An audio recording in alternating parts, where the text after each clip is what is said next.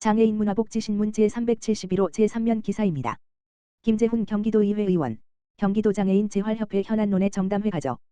경기도의회 보건복지위원회 김재훈 의원, 국민의힘, 안양사, 은 지난 13일 경기도장애인재활협회 사무실을 방문하여 현안논의 정담회를 가졌다. 경기도장애인재활협회 이영재 회장은 장애인시설단체 종사자 처우 개선을 위한 논의가 필요하며 이를 위한 관련 조례 개정 등이 필요하다라고 주장했다. 김재훈 의원은 장애인시설단체 종사자들의 처우 개선을 통해 종사자 본인들의 역할에 전념할 수 있도록 노력하겠다라고 하였다. 또한 장애인시설단체 조례 개정 등을 통한 종사자 사기 진작을 기대하며 경기도의원으로서 복지 현장 목소리를 경청하여 현장의 이야기를 듣고 장애인시설단체가 발전될 수 있도록 관심을 아끼지 않겠다라고 말했다. 박재용 황세주 경기도의원, 장애인 복지 강화 위한 정담회 가져.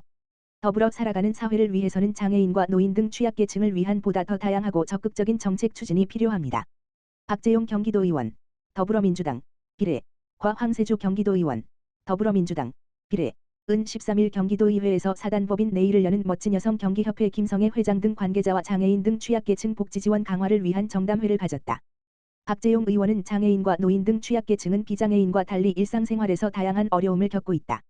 장애인복지법은 장애인의 인간다운 삶과 권리 보장을 위한 국가와 지방자치단체의 책임을 규정하고 있다며 이러한 관점에서 장애인 등의 의료, 생활 환경 개선 등을 위한 정부와 지방자치단체의 적극적인 정책 개발과 추진이 필요하다고 말했다.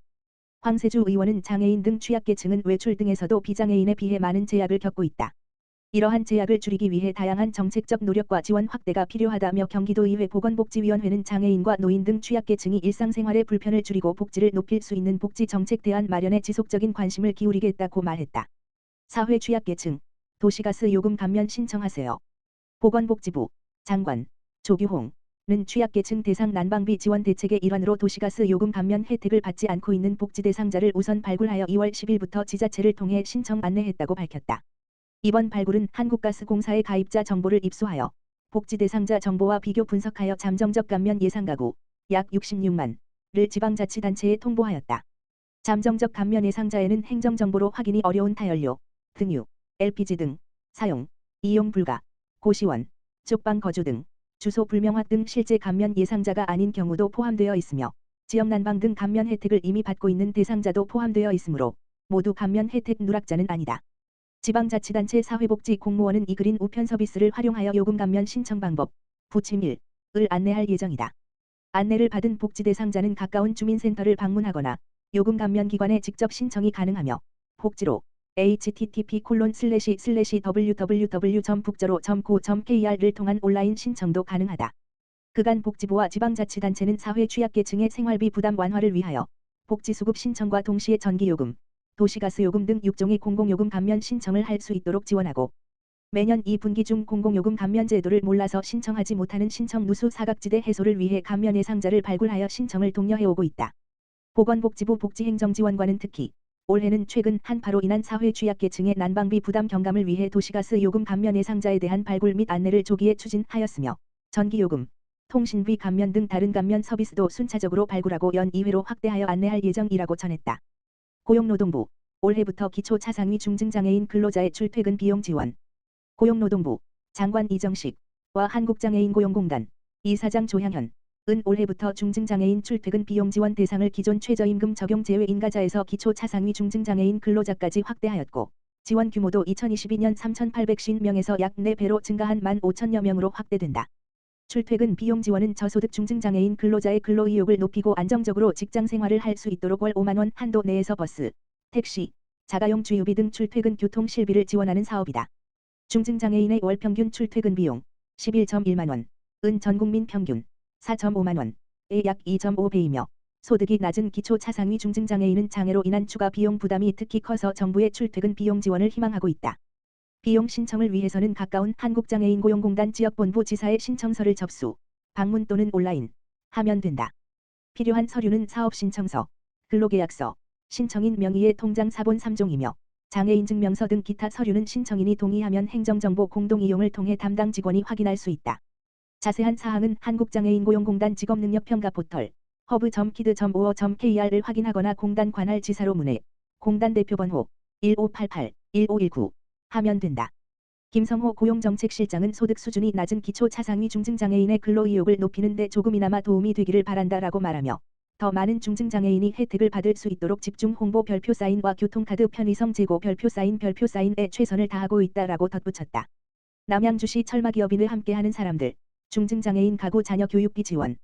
남양주시 철마기업인을 함께하는 사람들 등 10명이 8일 중증장애인 가구 자녀의 교육비를 지원하기 위해 후원금 840만 원을 남양주시 복지재단 대표이사 심우만을 통해 전달했다.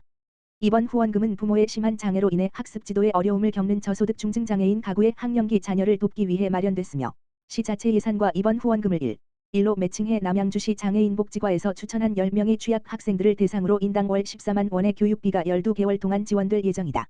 이날 전달식에 참여한 함께하는 사람들 관계자는 학령기 자녀들의 안정적 학습 유지를 위해 함께 뜻을 모아 지난해에 이어 후원하게 됐다라며 형편이 어려운 중증장애인 가구의 자녀들에게 조금이나마 보탬이 되길 바란다라고 말했다. 시 관계자는 올해에도 이렇게 큰 도움을 주셔서 감사드린다라며 이번 후원금이 장애인 가구의 교육비 문제 해소와 특기, 적성에 맞는 교육 기회를 제공하는 데 큰 밑거름이 될 것이다라고 전했다. 남양주시 복지재단 심우만 대표이사는 다방면으로 지원을 아끼지 않는 철마기업인을 함께하는 사람들의 따뜻한 후원에 감사드린다라며 이번 후원금이 지역 내 저소득 중증장애인 가구 자녀들이 건강하게 성장할 수 있는 발판이 될 수 있도록 노력하겠다라고 전했다. 한편 철마기업인회는 남양주시 진저읍에 소재한 기업인들의 모임으로 그중 일부가 나눔의 뜻을 모아 함께하는 사람들 봉사단체를 구성해 지역 내에서 사회적 약자를 위한 나눔 활동을 전개하며 이웃사랑 실천에 앞장서고 있다. 배우 오유나, 발달장애인 자립지원의 기부금 쾌척. 미랄복지재단, 이사장 홍정길, 은 배우 오유나가 장애인 일터 구실스토어 신규 매장 건립을 위해 기부금을 전달했다고 14일 밝혔다. 기부금은 최근 오유나가 지인들과 개최한 플리마켓의 수익금으로 마련됐다. 오유나는 여기에 지난해 11월 MC를 맡아 활약한 희망TV SBS의 출연료까지 더해 기부금을 전달했다. 오유나는 1월 중순 서울 성동구 인근에서 지인들과 함께 플리마켓을 개최했다. 플리마켓에는 오유나와 지인들이 소장 중인 명품 의류와 가방, 신발 등 다양한 애장품들이 판매됐다. 당일 플리마켓 현장에는 구매를 위해 대기하는 인원만 1,000명이 몰릴 정도로 성황을 이뤘다. 또한 배우 차예련, 방송인 조건 등이 방문해 바자회를 응원하기도 했다.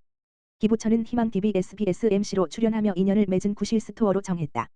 지난해 11월 방영된 희망TV SBS에서는 구실스토어에서 일하는 발달장애인들의 사연을 소개하며 장애인 자립 지원의 필요성에 대해 알렸다. 당시 방송 취지에 깊이 공감한 오유나는 구실스토어와 같은 발달장애인 일자리가 확대되길 바라며 기부금을 전달한 것으로 알려졌다. 오유나는 일자리 창출을 통해 장애인에게 자선이 아닌 자립의 기회를 제공한다는 점에 공감해 구실스토어 기부를 결정하게 됐다며 발달장애인들이 취업할 수 있는 구실스토어와 같은 일터가 많아지기를 바란다고 전했다.